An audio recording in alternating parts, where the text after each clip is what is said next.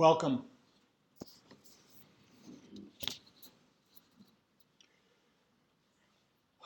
Let us pray. The light of God surrounds us. The love of God enfolds us. The power of God protects us. The presence of God watches over us. Wherever we are, God is. Amen.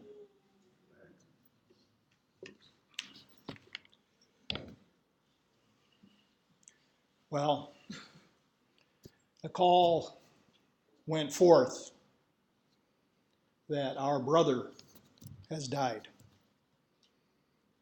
The call went out to the NA community, to Rockford, to Chicago, Michigan, Georgia, Florida, California, London, Jerusalem, and Thailand. So it's 10 a.m. in California, noon here, 1 in Michigan, Georgia, and Florida, 6 p.m. in London, 8 p.m. in Jerusalem, where a Muslim, a Jew, and a Christian, all of whom attend an NA meeting together,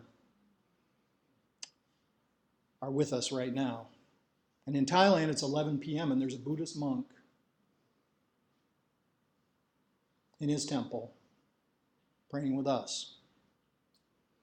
Praying with us and for our healing, that we might be comforted in our loss and uplifted in our grief. We need that prayer. So I needed that prayer because my friend has died. And today, there's another empty seat in NA. But their prayer reminds me that there need be no empty place in my heart. For the memories live there, and with the memories, surely the Spirit.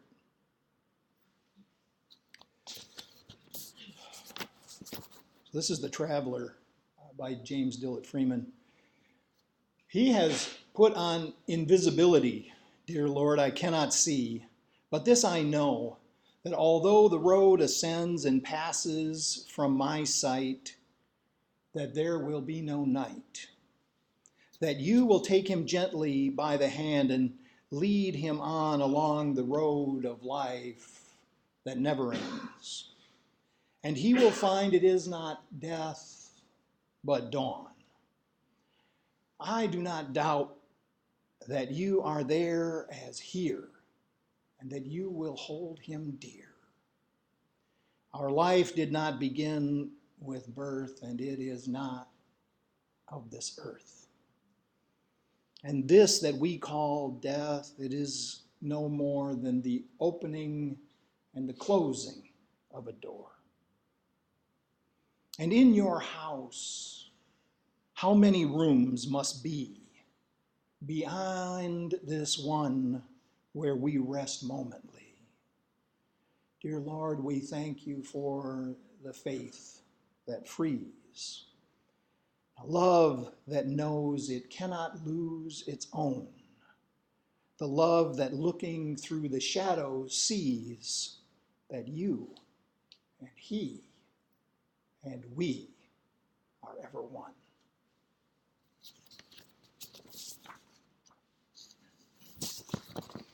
So we come together here today to celebrate the life of Jeff Bronson. This is not a time for recrimination or even regret. It's a time and an opportunity for forgiveness. We think of the Buddha saying 2,500 years ago, fill your mind with compassion. And Jesus' words, as you judge, so shall you be judged. And from Baha'i, no one knows his end, and therefore we should forgive others and not feel superior towards them. And in that manner, we remember Jeff, who was much cherished in our circle. Earl, you want to come up?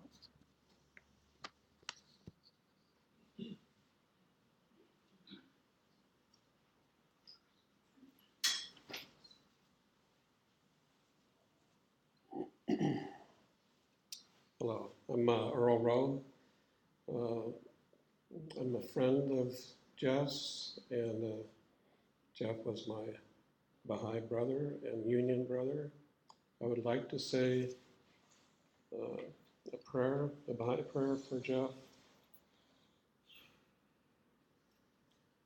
Oh my God, O thou forgiver of sins, bestower of gifts, dispeller of afflictions. Verily, I beseech thee to forgive the sins of such as have abandoned the physical garment and have ascended to the spiritual world.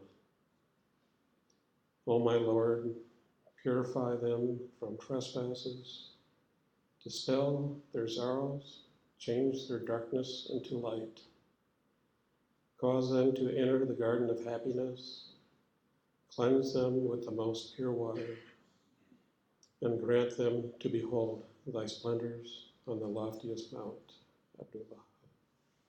Thank you.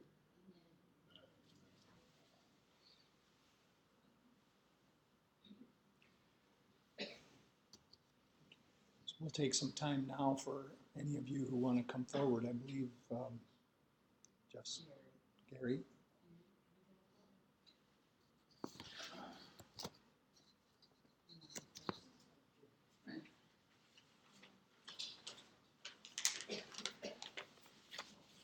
I jotted down a few notes this morning. Can you hear me okay? I hear poorly, so I'm very conscious of that problem.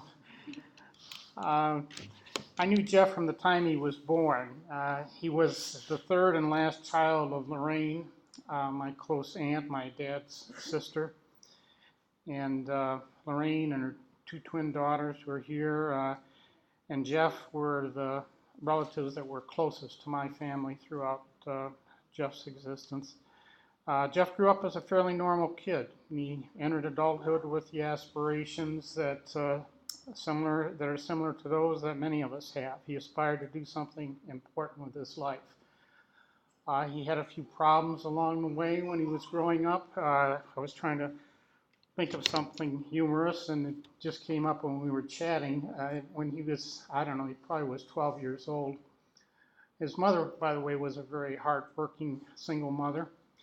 And when she was raising Jeff, and she had to get to work every day and get him up. And one snowy, cold morning in the winter, her car was all iced over, and there was a crust of ice and snow right at the windshield on the top of the car. And Jeff, being this considerate young fellow, decided he would help his mom out. So he grabbed an ice pick and ran out to chip the ice off the car. And of course, he punched holes all across the top of his car. So he had a few negative experiences as he was growing up, much like the rest of us. He was always a very congenial guy. He wanted to help people out whenever he can, and I think he did a lot of that in his life. He enjoyed a spirited discussion. He and I had many debates about various issues, but he never lost his temper, and he was always a good guy to talk to. Perhaps the high point of his life was as a member of the UAW labor union at Sunstrand, and I see that they're well represented here today, and I think that's very fitting. He worked at Sunstrand for many years. He was eventually elected the secretary of that local and ultimately president. And he displayed some gift of oratory. As a matter of fact, he did a distinguished eulogy for my own father at his funeral many years ago in the other Honquest facility. But this was not the last. Jeff and the union were victims of an ever-changing business climate and conditions. And for years he struggled with his job after he was no longer president of the union. And along with that, a wayward daughter, and with serious health problems, which were magnified by lifelong unfortunately losing battle with excessive weight. The one bright spot that came late in his life was the birth of a grandson, Oscar, to Lauren, his daughter. Tragically, Lauren, a short time after, succumbed to a drug overdose, and just life was thrown into chaos. He continued to struggle, and a few years later, during this struggle to try to maintain a relationship with his grandson, he also endured some serious health problems and several surgeries, and he was divorced a second time. In spite of his best efforts and those of his family and friends, Jeff turned to alcohol and drugs for relief in his final years. Thus, we are here today to pay homage to a man who tried his best to deal with the difficult life that Providence had given him. But in the end, he got too little for his efforts. Whenever I feel a little overwhelmed,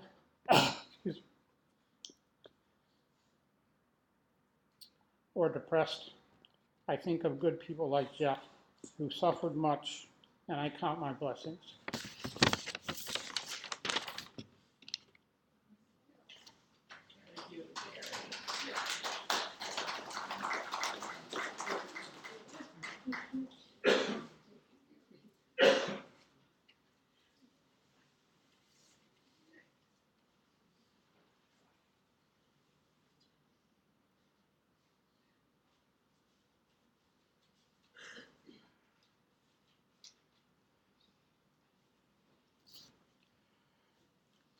Jeff was an angel that was sent to me. I prayed many nights that if I found a way to make it out of the situation that I was in, I would follow that way. And when I met Jeff, Jeff was the way. He showed me the way that I didn't have to pick up, that I can live one day at a time. And he was very patient with me because I was really hard to get that across to. So I'm often reminded about, the program that he's established and started, and he worked hard at it. He helped many, many people. That was one of the reasons I was so happy to come back so I can see some of the people that I knew that he helped and can see that they're still on their way, along with Greg here. Greg was like a policeman. So my wife is also part of the program. She's not here today, but I know she would really like to be here. So I'm really, really thankful for Jeff.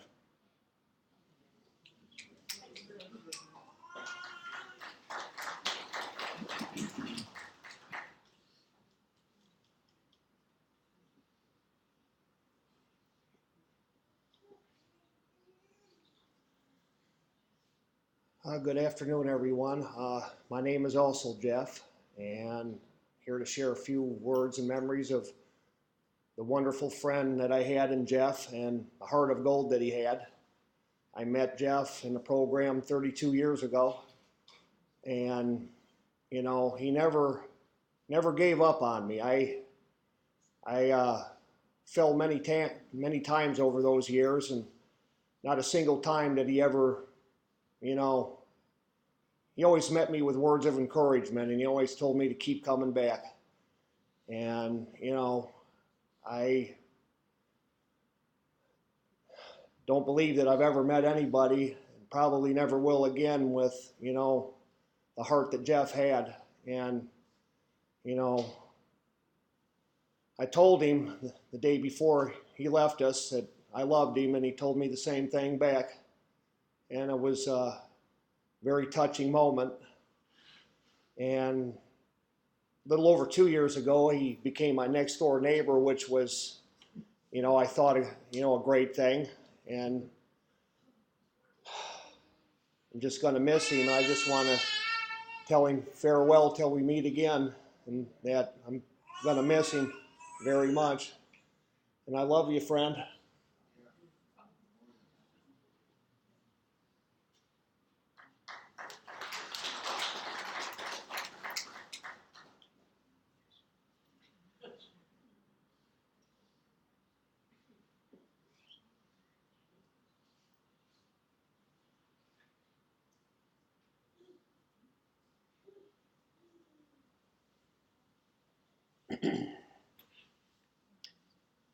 So my name's Earl again, Earl Rowe. Yeah, Jeff knew two Earls. Good for Jeff. It's always good to know at least two Earls in your life.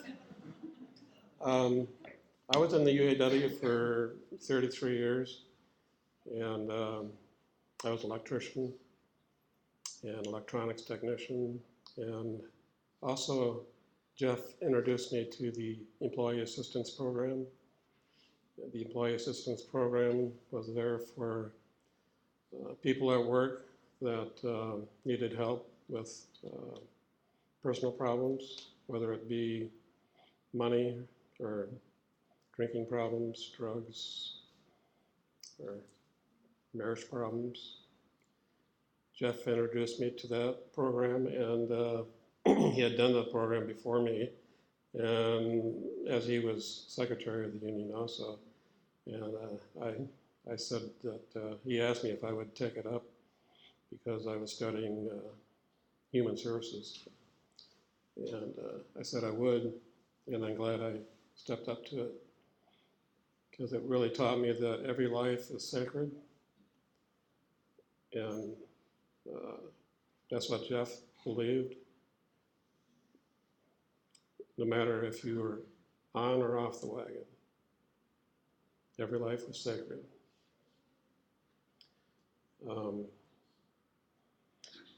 So it couldn't, I kind of wanted to talk about also, I don't know if there's going to be any music during this session, but Jeff loved the Union song, Solidarity Forever.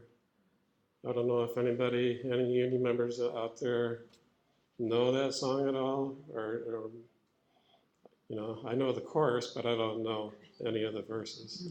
But basically the chorus goes, if you guys want to come up here, the Union guys, if you know any more than I do, solidarity forever, solidarity forever, solidarity forever, may the Union make us strong.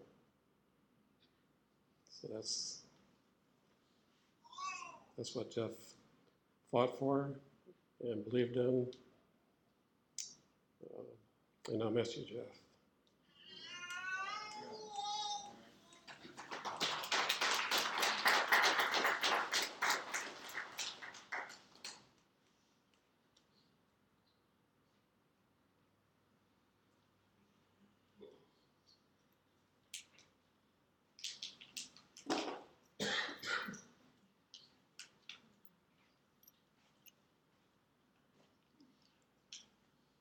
My name's Earl as well. Well, no, it's Earl Peterson, not Earl as well. Also, my name is Earl. I first heard Jeff's name when I was 15 years old. Jeff was 20, and we ran with some of the same crowd, Craig and Jimmy, Bill, Kurt. And I couldn't wait to meet him because I knew he was some kind of philanthropist or maybe a magician or something, because before anyone would say his name, they'd always say something like, "Oh my God, you won't believe what Bronson did." And I just thought it had to be something great, And, everyone would always talk about, "Oh, Bronson this, Bronson that." And so I'm dying to meet the guy. And then all of a sudden, a few years later, they just stopped talking about him. And so I wind up going to a meeting, an NA meeting, and who do I meet but this Jeff B. guy. And then I introduced myself, and he said, "Well, I'm Jeff Bronson." And I about fell over. Now I know why all the people I was hanging out with quit talking about him, because they ran from him, and so Jeff was like in Rockford, for those of you who aren't familiar with it, NA, he was like the guru. If you needed or wanted to know anything about addiction, recovery, or Narcotics Anonymous, Jeff always had the answers. He was always there. And he loved this fellowship, and he loved the people, and he helped hundreds and hundreds, if not thousands of people. Some of the things, and all the things that I did that where I messed up, or I didn't take a suggestion he gave me, he never chewed me out. He never shook his head. He never said, well, I could have told you that was going to happen. Now, I don't know what he did when he left. I'm guessing it was something like, but he never did it to my face. And I remember going to his house one time, and I'd done something that was just stupid.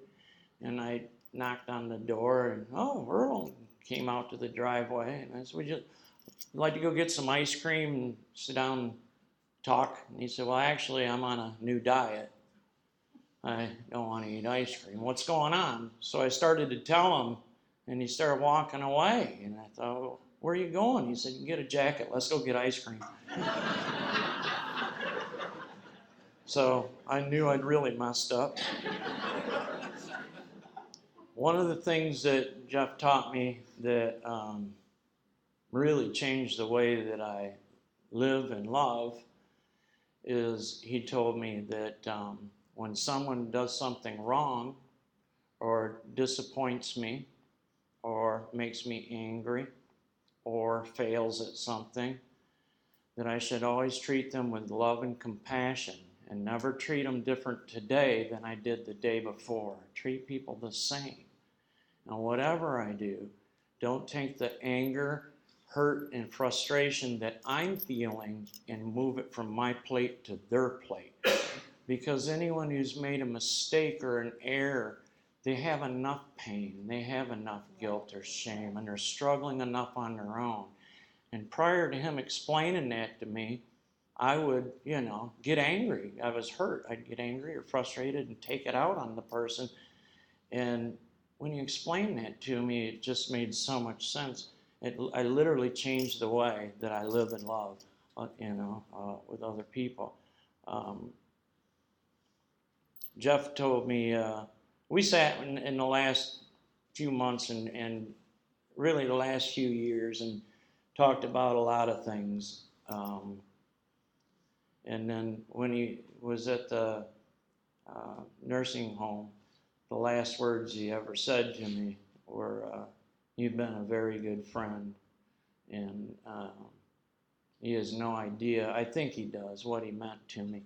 I'd tell him often I wouldn't be who I am and I wouldn't have what I have if it hadn't been for you.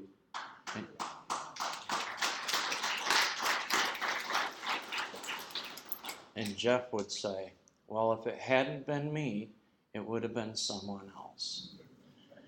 That humility. So after about 15 years of hearing that, he asked me, why are you so nice to me? Why are you so good to me, Earl? And I said, because I wouldn't be who I am and I wouldn't have what I have. I love you. He said, well, if it hadn't been me, it'd be someone else. And I told him, actually, the response would be, thank you, that's very kind of you. So from then on, he'd get a smile and say, wow, thank you. But, I was just like so many of you, so fortunate that Jeff was patient and loved and tolerant and accepting and did all the things he did for me in my life. And I was able to take those things and pass them on to other people. And, he's helped a lot of people from a disease that lives in the shadows. It lives in the shadows of society. It lives in the shadows of everything. And he told me once, the only thing to do is to illuminate it. Shine a light on it. Don't be afraid. Don't be embarrassed. Shine a light on it and just live within the light. So.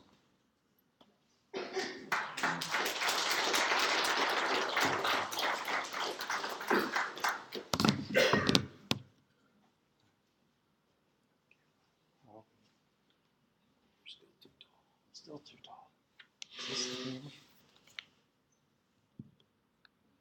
I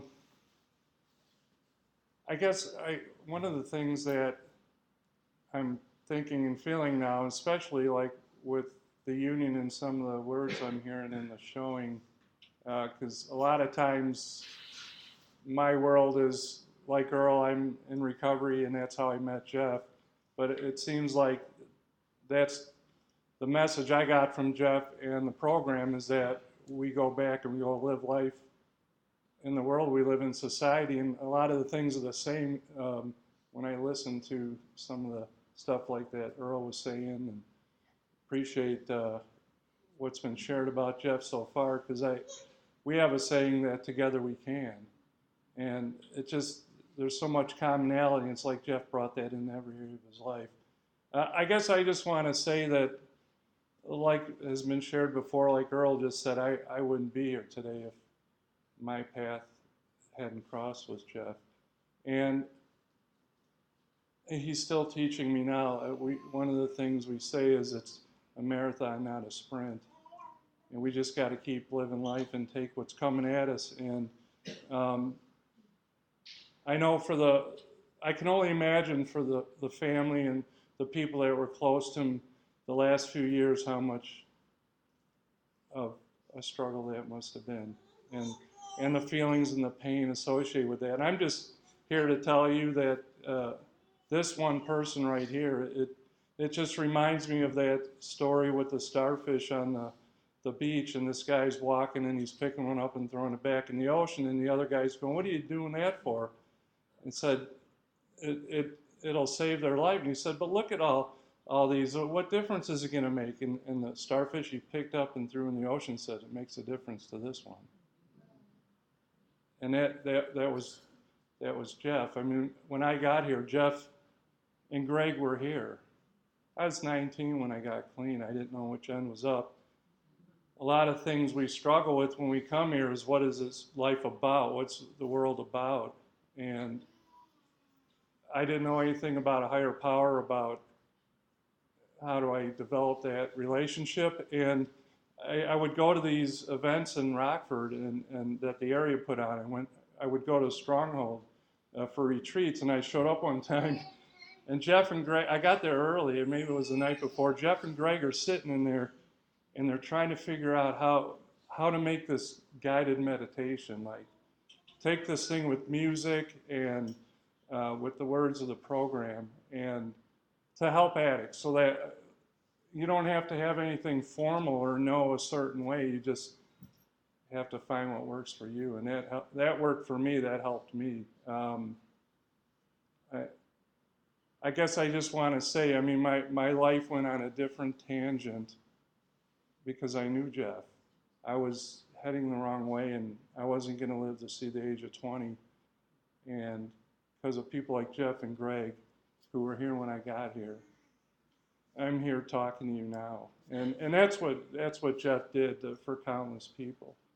So I'm just one person. It's just my experience. I'm just sharing with you how grateful I am, having known the man.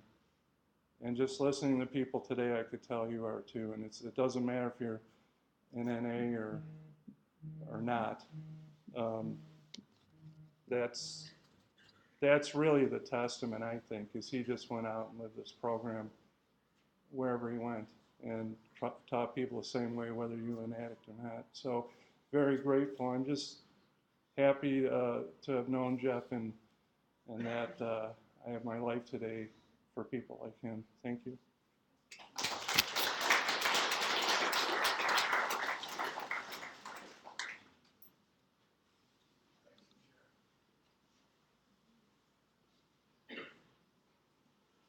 I'm an addict named All. Jeff is one of the greatest influences in my life. I remember he first got clean and was in a basement in Janesville, and it didn't seem much of it, but a while back, or time went on, and they said that they're having a function up in Michigan. So it was a set Friday night, and we drove up to Michigan through the snow, and I got there, and all these addicts were hugging each other. And it caught me by complete, when you first come to the recovery, it's, you know, you don't want to be touched. It's like, stay away from me. Yet Jeff gave me the encouragement to stand up for myself. When we started this area service, you know, they wanted to call it Rockford area. I said, no, gonna call it Rock River area because I lived in Janesville at the time. And I remember Jeff's greatest thing was, we've got a meeting a week. And at one time we didn't have that. Narcotics Anonymous wasn't considered a way of life. And I know how much effort and he's put into it. And that's, you know, one of the greatest things that I learned. We can change the world. Another time I was going up to some function up in Oshkosh and my car broke down. And all of a sudden I stuck my thumb out on the highway 41, and Jeff pulls over, you know. And it's just how a higher power works. And I'm just like to say, so grateful to share with you that, you know, we're changing the world, one person at a time, one addict at a time, and at times we get to go through struggles, yet the struggles help build us to be who we are today. Thank you.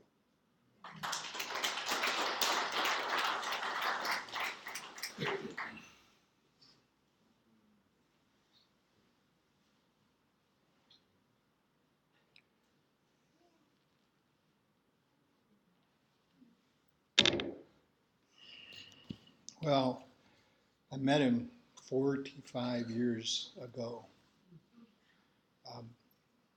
over a spoon of heroin.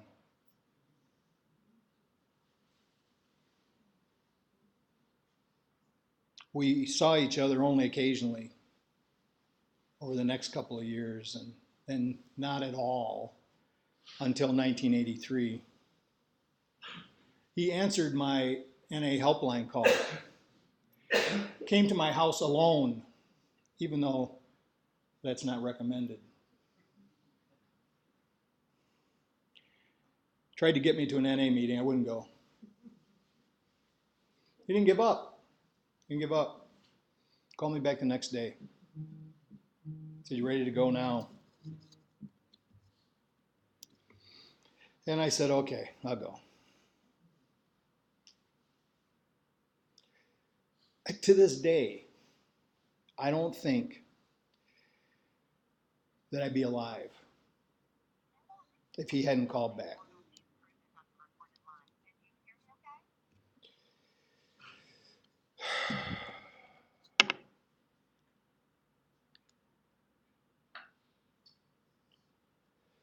So, yes, Narcotics Anonymous saved my life. But I wouldn't have had the opportunity if it wasn't for him. So he took me to meetings every time that he was available. And when he wasn't, he encouraged me to find another way to get there. We stuck together. We gave service together. We worked steps together.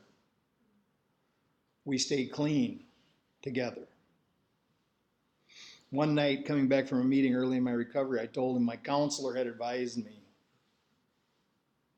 that NA is okay, but you know, if you really want to make it, you should probably go to this other place. And he looked at me, and he didn't. His gaze did not waver. He said, "You can recover in Narcotics Anonymous."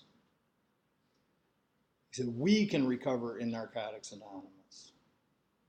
And I made a commitment then that that's what I was going to do, that I was just going to go to Narcotics Anonymous. And he made that commitment too. And as a result, a number of good things occurred. So he was totally involved in service. When I got clean, he was already totally involved in service. And he was very quick to involve me. I don't know, some of you won't even get the reference, but at 90 Days Clean, they made me the treasurer of the area. I don't know. I don't know what's going on. But, okay, so he was a great sponsor. He was a great sponsor. We went to everything. We served at every level, group, area, region, and then at the world. We were involved in every literature project, even a couple that weren't sanctioned. But I want to make something very clear here today. Jeff always worked harder than me. Always. He was on it all the time. He gave more time even though he had less. I marveled at his dedication, his determination. He just would not stop. Much later, he would tell me that he felt like he had neglected his family as a result of that single-minded pursuit of service. And I knew that it was probably true. We actually spent many times 3 weekends out of a month at a service meeting or some kind of function. So too much? Yeah, probably. But looking back then, when he said this to me then, I was secretly glad because of all the things that we had shared together. So we started meetings, we attended meetings, we immersed ourselves in Narcotics Anonymous, and Narcotics Anonymous immersed itself in us. This went on for years, not at the intensity of what it was at first, but still a lot. You should all remember that Jeff was intimately involved in every literature project we ever did. He contributed to Just for Today, It Works How and Why, the revision of the White Booklet, the Step Working Guide, the sponsorship book, the 6th edition of the basic text. Almost every piece of literature that sits on our tables today.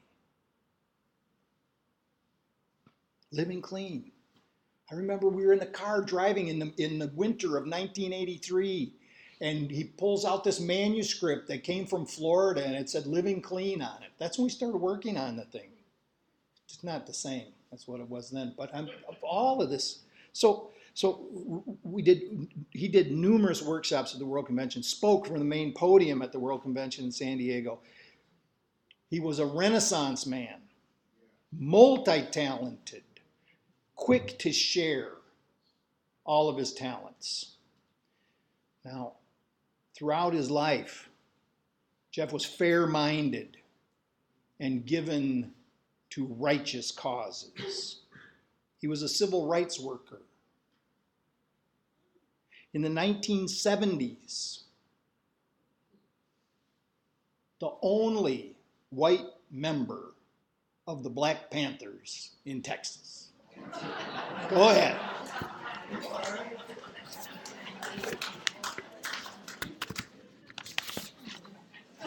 Yeah, most people don't know that. He worked for civil rights even before he got clean. And then it remained a very important part of his service. And he was a union man. He was concerned for the welfare of the common person, perhaps the one who was unable to overcome their own adversity. He worked tirelessly for the furtherance of fair play for workers. He was never fooled into thinking that the greed of the impersonal corporate culture would ever change of its own accord.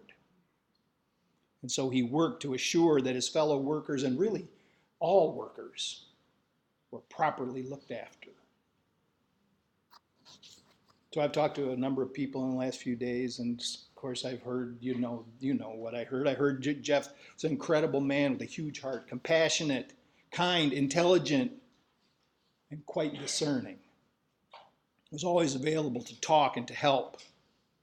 So his NA fellows, his union brothers and sisters, his family, and just acquaintances, they all knew this kindness and this compassion because they all received the blessing and the benefit of it. Yes, we all know that mistakes were made. Some bad choices. Even some years lost.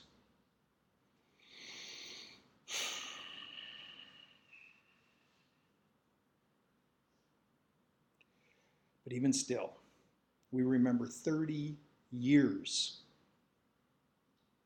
of recovering success and amending wrongs and living to love again, to return a blessing by being a blessing.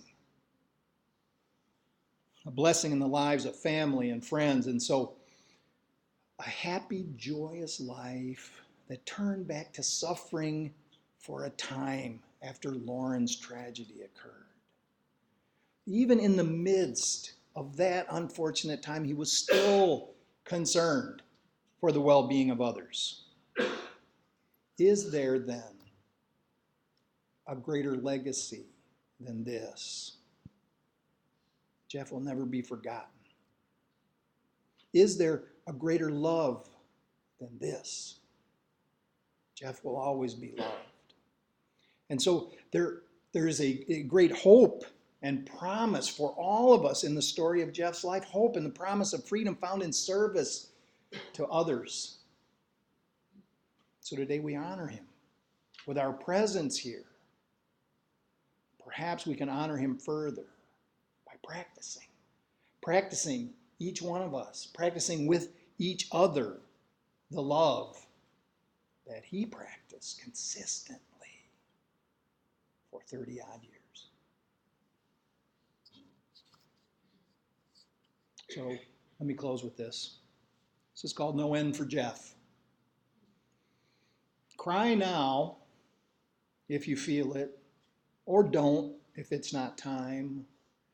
Maybe not at all once you get this rhyme. For now I know the truth, there is no end. I still have things to do and much life to tend. I have gone, it seems, but not really left. I am with you always, never leaving you bereft. I am not my body, not what's left right there, but pure and loving spirit here and everywhere. You can feel me now in your heart of hearts, silent, peaceful, caring. That's how love starts. You can see me in the light shining through the trees. You can hear me on the rivers rushing to the seas. You find me in life's beauty, so wonderful and fair. I'm in the distant stars, yet you breathe me in the air. But if tomorrow you should miss me, turn to someone close and kiss me. Thank you.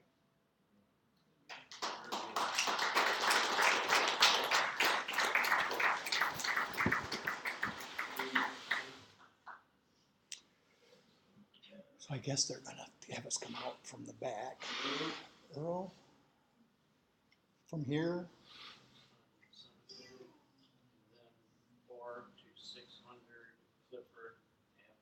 600 Clifford, lunch at 600 Clifford Avenue. The funeral, the cemetery is Sunset. Okay. Thank you very much for being here.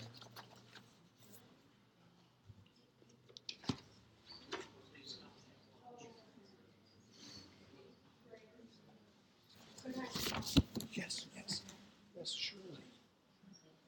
It's okay. Just go ahead. Just go right to the microphone. Don't worry about it. Okay. Oh, God. It's all right. Earl, I need Earl up here with me. Earl, come on. Peterson, Come Earl. on, Earl. Everybody's got to give this man a big hand because you have no idea. He's done everything. I was angry with my brother. It was hard to believe that he went back to what he did. And to hear all of you, I had no right to be mad at him. My sister and I loved him. He was born 15 years after us. We had to babysit with the little snot. And I want to thank all of you. And I want Jeff, I kissed him on the forehead the last day that I saw him. And I told him, please don't be mad at me, because I was mad at him. He should not have left us this soon. And he did not do the things that he was supposed to do. And this fella has stepped up and done everything. I want all of you to know that.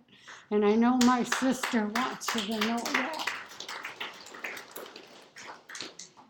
His mama, our mama, was so proud of Jeff when he just got clean and did what he did.